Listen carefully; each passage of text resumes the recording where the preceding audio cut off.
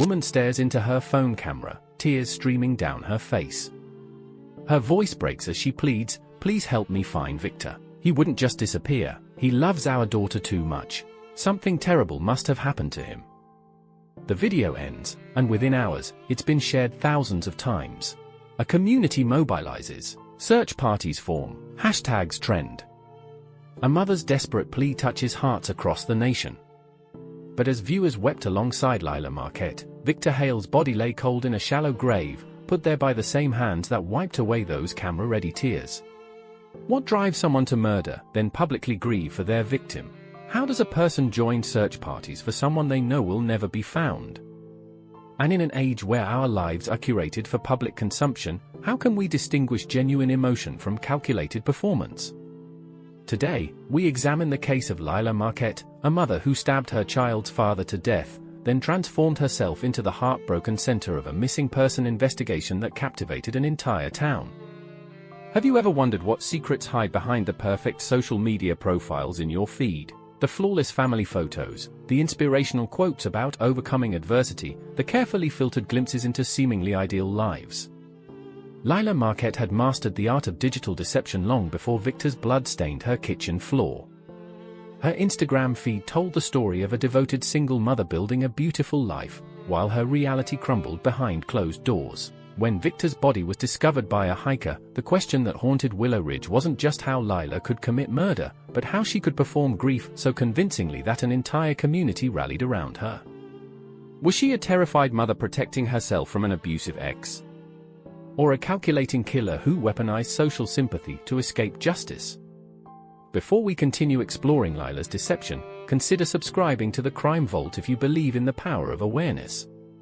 Each subscription supports our work uncovering the hidden realities behind carefully curated facades. Hit the notification bell to join our community of critical thinkers who understand that questioning surface appearances can sometimes save lives. Your engagement helps us continue examining these complex cases, stories that might help someone recognize concerning patterns in their own digital relationships.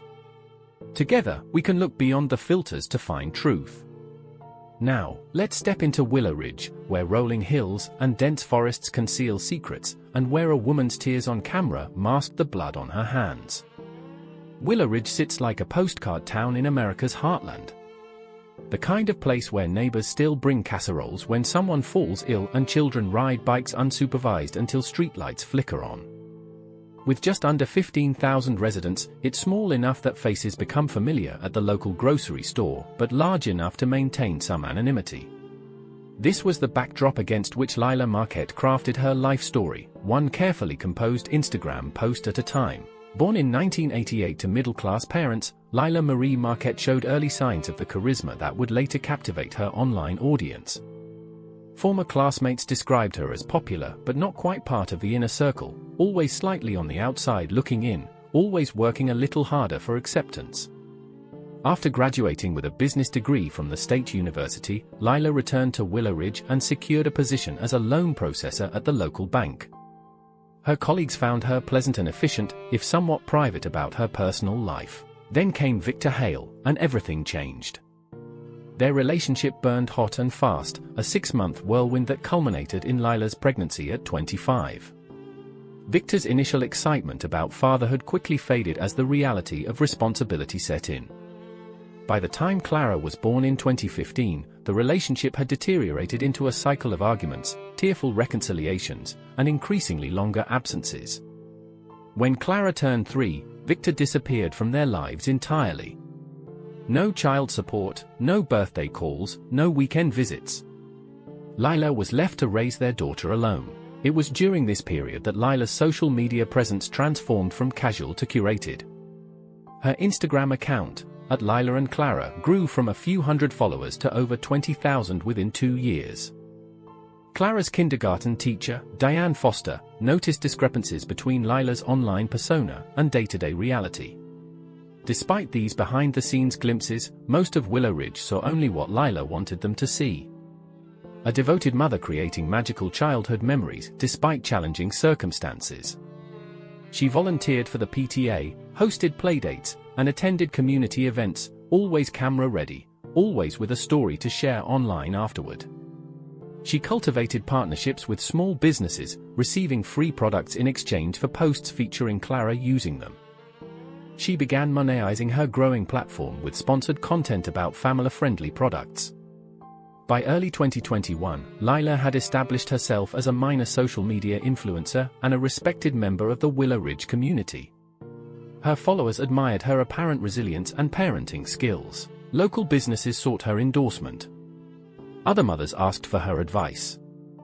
No one suspected that the woman who posted inspirational quotes about forgiveness and growth harbored a capacity for violence. No one imagined that the mother who documented every moment of her daughter's childhood would soon rob that child of her father permanently. And no one could have predicted that when Victor Hale re-entered their lives after 3 years of absence, the stage was being set for a performance of deception that would shock even the most seasoned investigators. The notification appeared on Lila's phone on a Tuesday afternoon in March 2021, a Facebook message from Victor Hale. "I want to see my daughter." 5 words that shattered the narrative Lila had carefully constructed over 3 years. 5 words that threatened everything. Security footage from the bank where Lila worked captured her reaction, the color draining from her face, her hand trembling as she set down her phone. She excused herself to the bathroom, where she remained for 17 minutes. After serving 14 months in a Texas correctional facility for aggravated assault, he had undergone substance abuse treatment and anger management counseling. According to his parole officer, Martin Reeves, Victor had expressed genuine remorse for abandoning his daughter. What Victor couldn't have known was how thoroughly Lila had erased him from their story.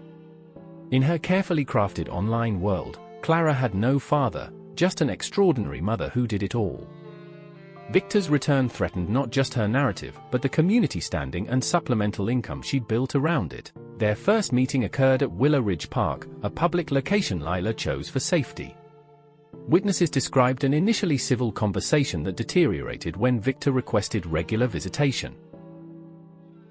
Over the following weeks, Victor established himself in Willow Ridge, renting a small apartment and securing a job at the local hardware store. He filed for formal visitation rights through the county court, providing documentation of his completed rehabilitation programs and steady employment. As April turned to May, Victor's presence became more assertive. He began appearing at Clara's school events and sports practices. He created his own social media accounts featuring photos of their father-daughter outings. He corrected community members who, based on Lila's portrayal, expressed surprise that Clara had a father. Most concerning to Lila, Clara was thriving in Victor's company. This development triggered a shift in Lila's strategy. Her social media posts began subtly undermining Victor, implying disruption to Clara's routine and hinting at concerning behavior without making specific accusations. By June, the situation had escalated dramatically. Neighbors reported frequent arguments, with Victor appearing at Lila's house unannounced, demanding to see Clara outside scheduled visitations. Police were called twice for noise complaints, though no charges were filed.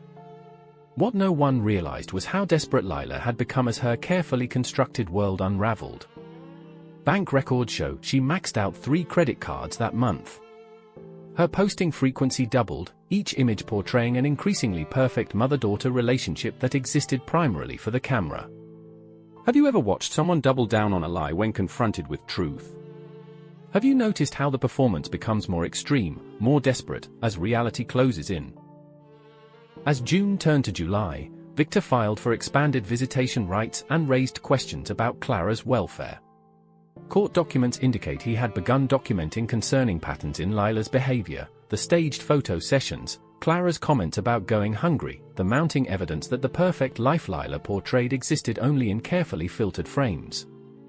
On July 15, the court appointed a guardian ad litem to evaluate the situation and make custody recommendations.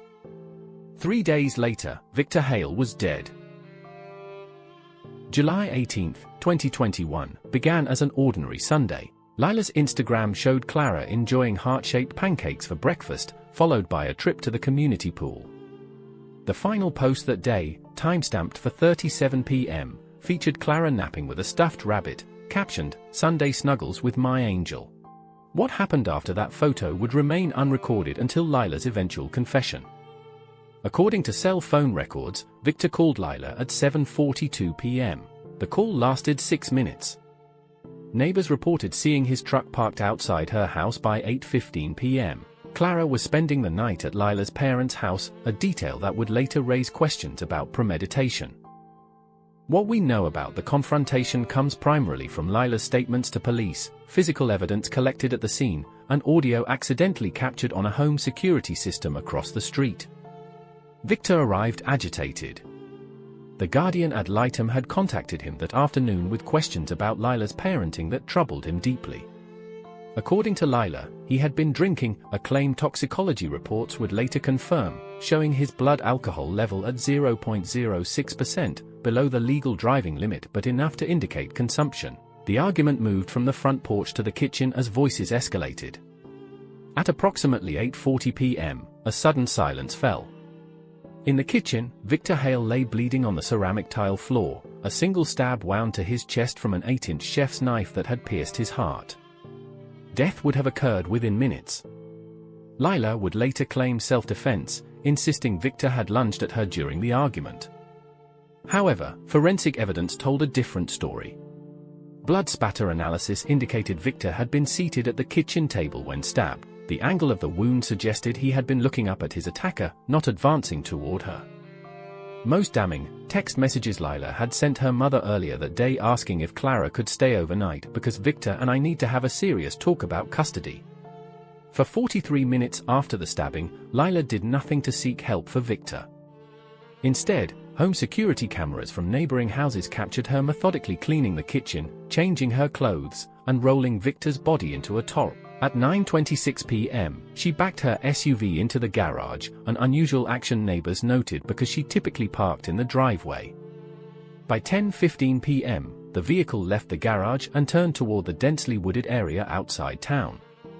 Cell phone tower data tracked Lila's phone to Black Ridge Forest, where it remained stationary for approximately 1 hour before returning to Willow Ridge. Her internet search history from that night included, how deep to bury something so animals won't dig it up? Can police track location from phone? How to remove blood from grout? By morning, Victor Hale was in a shallow grave beneath a fallen oak tree, covered with limestone rocks to deter scavengers. Lila had returned home, showered, and begun crafting her next performance, perhaps the most convincing of her life. The transformation was remarkable. The woman who had coldly cleaned her kitchen of blood and buried her daughter's father in the woods became, by dawn, the frantic, worried friend concerned about Victor's unusual absence. At 7:14 a.m., she called Victor's employer, expressing concern that he hadn't shown up to drive Clara to school as planned. At 8:22 a.m., she called his landlord to check if his truck was at his apartment. By 9:30 a.m., she had contacted 3 of his friends, voice-breaking as she asked if they'd heard from him. Each call established her apparent concern. Each conversation added credibility to the narrative she was constructing. Each person became an unwitting witness to her performance of innocence. At 11:45 a.m., Lila walked into the Willow Ridge Police Department to report Victor missing, bringing along the stuffed rabbit from yesterday's Instagram post, a prop in her evolving drama. What psychological transformation allows someone to stab another human being, dispose of their body, then seamlessly shift into the role of concerned co-parent? How does the mind compartmentalize such extreme contradictions? As Lila sat in the police station, tears streaming down her face while she clutched Clara's stuffed rabbit, was any part of her grief authentic? Was she mourning the father of her child, or merely the complications his death would bring to her carefully curated life? By the time Lila left the police station, a missing persons report had been filed. Victor's photo would soon appear on bulletin boards throughout Willow Ridge. Search parties would organize within days. And at the center of it all would be Lila, the grieving almost ex, the concerned co-parent, the woman who had already begun planning how to leverage this tragedy into the next chapter of her social media narrative. The video appeared on Lila's Instagram at 3:17 p.m. the day after she reported Victor missing. Shot in her car, it showed her with unmistakable signs of distress, eyes reddened, makeup deliberately absent, hair pulled back in a messy ponytail. "I don't know where Victor is," she began, voice cracking. He would never just disappear, especially now that he and Clara were reconnecting. Something's wrong. Please, if anyone has seen him. She paused, seemingly overcome with emotion, before continuing, Clara keeps asking when her daddy's coming back, and I don't know what to tell her. The video ended with Lila providing Victor's description and the police department's contact information. Within hours, it had been viewed over 50,000 times and shared across multiple platforms.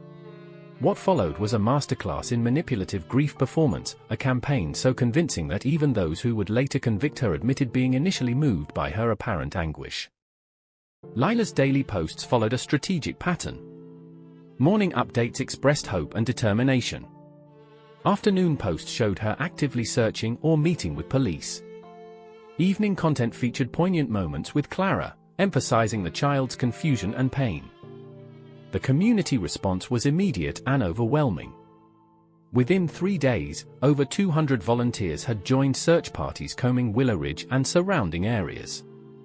Local businesses donated supplies and meeting spaces. A Facebook group dedicated to finding Victor gained 5,000 members. At the center of it all was Lila, organizing search grids, distributing flyers, giving tearful interviews to local news stations. She appeared tireless in her efforts, winning admiration from volunteers who noted her strength, despite the difficult history with Victor. What no one realized, each search area Lila assigned was deliberately directed away from Blackridge Forest where Victor's body lay hidden. Perhaps most calculating was her careful evolution of the narrative around their relationship. In early interviews, she referred to Victor as Clara's father. By day 5, he had become my co-parent. By the second week, she spoke tearfully of the man I once loved, and shared previously unposted throwback photos suggesting a more amicable relationship than had actually existed. Throughout this performance, Lila maintained her routine of posting Clara's daily life, now tinged with the pathos of a child missing her father. Have you ever considered how children become unwitting props in adult deceptions? How their genuine emotions can be exploited to authenticate a false narrative? The child's tears were genuine, the context in which they were presented was a calculated lie. As the search entered its second week, Lila made a tactical decision that investigators would later call breathtakingly bold. She organized a volunteer team to search the edges of Blackridge Forest, coming within a quarter-mile of Victor's burial site. Who could do such a thing? A person who understood that sometimes the best hiding place is within the search party itself. A person who knew that her apparent dedication to finding Victor was her strongest defense against suspicion. A person who had learned that sometimes the most effective disguise is worn in plain sight. The first thread in Lila's carefully woven narrative came loose on day 9 of the search. Detective Leanne Morris, reviewing Victor's phone records, noticed something odd. The 6-minute call between Victor and Lila on the night of his disappearance. In her initial police report, Lila had stated she hadn't spoken to Victor since a brief text exchange about Clara's homework the previous afternoon. When confronted with the phone record, Lila claimed forgetfulness due to stress. A deeper dive into Lila's statements revealed other inconsistencies. She told police Victor had been increasingly erratic in the weeks before his disappearance, yet his employer, co-workers, and landlord all described him as stable and reliable. She claimed he might have relapsed into substance abuse, but toxicology tests from his regular parole screenings showed consistent sobriety. Most tellingly, Lila's description of what Victor was wearing the last time she saw him changed 3 times across different interviews. As investigators quietly shifted focus, Lila remained unaware that she had become the primary person of interest. She continued her public grief campaign, now adding details about Clara having nightmares and asking for her daddy, posts that generated waves of supportive comments and shares. On day 12, police executed a search warrant on Lila's home while she was leading a volunteer meeting at the community center. What they discovered in her garage changed everything: microscopic blood evidence on the concrete floor, despite recent cleaning with bleach. Luminol testing revealed more extensive blood residue in the kitchen, particularly in the grout between tiles. Still, without a body, prosecutors were hesitant to move forward. The physical evidence suggested violence had occurred, but couldn't definitively connect it to Victor. The breakthrough came from an unexpected source, Lila herself. Growing confident as the investigation stretched into its third week, Lila made a critical error. During a live interview with a regional news station, she referred to Victor in the past tense. Victor was such a fighter, she said, eyes welling with practiced tears. He would never give up trying to come home to Clara. The interview, picking up on the slip, gently asked, "You said it was, do you believe something has happened to Victor?" Lila's composure cracked momentarily before she recovered. "I meant is. Victor is a fighter. I have to believe he's still out there." That interview triggered renewed scrutiny of her previous statements. Analysts noted other instances where Lila had unconsciously used past tense when discussing Victor. Linguistic experts pointed out patterns consistent with deception in her interviews. The hour-long stationary period in Black Ridge Forest on the night of Victor's disappearance couldn't be explained by any normal route between locations in Lila's account of that evening. On day 17, investigators narrowed their search to a 5-acre section of the forest. With cadaver dogs and ground-penetrating radar, they systematically worked through the dense woodland. At 2:14 p.m., a hiker named Trevor Michaels, unconnected to the official search, made the discovery that would break the case wide open. His dog had wandered off the trail and begun frantically digging at a pile of limestone rocks beneath a fallen oak tree. Beneath those rocks lay Victor Hale's decomposing body, still wrapped in the top from Lila's garage. The news spread through Willow Ridge like wildfire. Volunteers who had spent days searching for Victor gathered outside the police station in shocked disbelief. The community that had rallied around Lila now grappled with the possibility of her involvement. How do we reconcile the person we thought we knew with evidence of monstrous actions? What happens to our sense of judgment when someone we trusted proves capable of ultimate betrayal? Lila was leading a prayer circle for Victor when police arrived at her home with an arrest warrant. Witnesses described her face as completely blank for several seconds before she collapsed in what appeared to be shock. Even then, some observers noted, she seemed to position herself for maximum visual impact as officers helped her to her feet. The arrest was live-streamed by several search volunteers who had been at Lila's home when police arrived. The footage shows her being helped into the police car, turning to the cameras with tears streaming down her face, calling out, "Please take care of Clara. Tell her mommy loves her." It was her final public performance, a mother concerned for her child even in her darkest moment. But like everything in Lila's carefully curated life, it rang hollow against the weight of evidence now mounting against her. As one detective noted in the case files, even when the game was clearly over, she couldn't stop playing the role she'd created. The line between her real self and her performed self had completely disappeared. The interrogation room video shows a transformation rarely captured on camera. For the first 3 hours after her arrest, Lila Marquette maintained her innocence with remarkable composure. She requested an attorney, answered only basic questions, and kept her emotional displays carefully calibrated, enough to appear distressed but not hysterical. Then Detective Morris placed a single photograph on the table, Clara's drawing of her family, found in Victor's apartment. The crayon illustration showed Victor, Clara, and Lila holding hands beneath a rainbow. "Clara deserves to know the truth," Morris said quietly. "Not now, maybe not for years, but someday she'll need to understand what happened to her father." Lila stared at the drawing for 47 seconds of complete silence. When she finally spoke, her voice had changed, flatter, devoid of the emotional modulation that had characterized her public persona. "He was going to take her from me," she said. "Everything I built would be gone." What followed was a 90-minute confession that chilled even veteran investigators. Lila described the killing with detached precision, explaining her actions as necessary to protect the life she had created. As news of Lila's confession spread through Willow Ridge, the community that had embraced her suffered a collective trauma. People who had searched tirelessly for Victor, who had donated to Lila's GoFundMe, who had shared her tearful pleas on social media, all were forced to confront their role in her performance. "I feel violated," said search volunteer Tanya Williams. "We were props in her show. Our genuine concern and goodwill became part of her disguise." The GoFundMe platform froze the funds raised for the search, eventually returning donations after deducting processing fees. Local businesses that had supported Lila's efforts removed all mentions of the campaign from their social media. The Facebook group dedicated to finding Victor transformed overnight into a memorial page. For Clara, the consequences were devastating. Child psychologists brought in to help the 6-year-old process the dual trauma of losing her father and being separated from her mother faced an unprecedented challenge. Clara was placed with Lila's sister, Andrea Marquette, who lived 3 hours away in Lakeside. Andrea, who had maintained limited contact with Lila over the years, was now tasked with helping her niece rebuild a life based on truth rather than carefully staged illusions.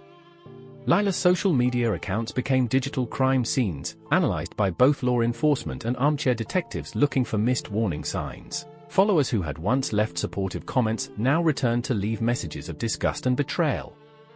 The parasocial relationships Lila had cultivated turned viciously against her. The state versus Lila Marquette began 11 months after Victor's death, in a courthouse surrounded by media trucks and curious onlookers. Prosecutor Dominic Vega opened with a statement that set the tone for the proceedings. This case is about a murder, but it's also about the death of truth. Lila Marquette didn't just kill Victor Hale, she murdered reality itself, replacing it with a fiction that served her purposes.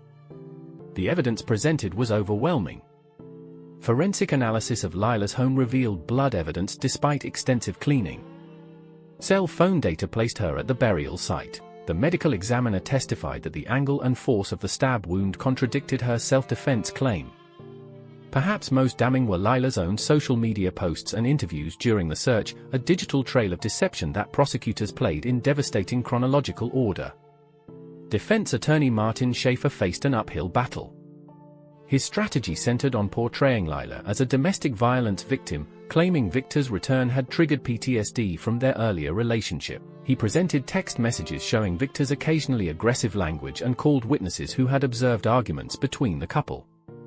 The strategy gained little traction with the jury, particularly after prosecutors presented the Guardian ad litem's preliminary notes indicating no evidence of abuse, only concerns about Lila's use of Clara for social media content. After 7 days of testimony, the case went to the jury.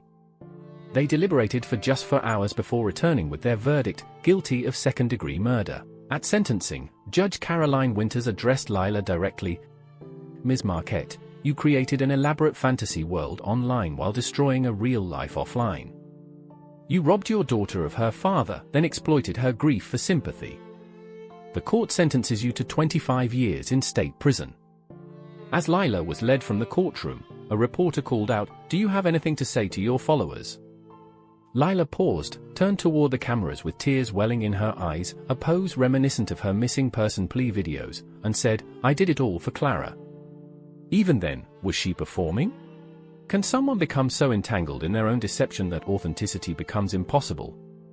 The case closed with a final, tragic irony. Clara, the child for whom Lila claimed to have done everything, would grow up without either parent, her father dead, her mother imprisoned, and her childhood memories tainted by the knowledge that the perfect life she remembered had been largely manufactured for public consumption.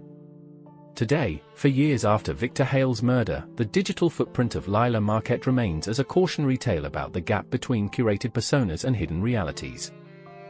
Psychology researchers examine the intersection of social media performance and pathological behavior. Clara, now 10 years old, lives with her aunt Andrea in a home where cameras are put away during family moments. The case has prompted important conversations about how we consume and create content online. When we scroll through carefully filtered glimpses of others' lives, what reality might lurk beyond the frame? How many perfect moments are manufactured specifically for audience consumption rather than genuine experience? Perhaps most importantly, the Marquette case forces us to examine our own digital behaviors. How much of what we share is authentic, and how much is performance? At what point does curating our online presence cross from harmless filtering into harmful fabrication? The tragedy of Victor Hale's death extends beyond one man's murder. It encompasses a child whose reality was constantly staged, a community manipulated by calculated displays of emotion, and a woman who became so invested in her fictional narrative that she was willing to kill to maintain it. What parts of your own online presence reflect your authentic self, and what parts are carefully constructed for others' consumption? Have you ever found yourself living through your phone, experiencing moments as potential content rather than as life itself? As you consider these questions, remember Clara, a child who colored pictures with her father while her mother planned the perfect angle to capture their spontaneous creativity. Remember Victor, who died not knowing that his final moments would become part of someone else's story. And perhaps, before your next post, ask yourself, who am I becoming in pursuit of being seen?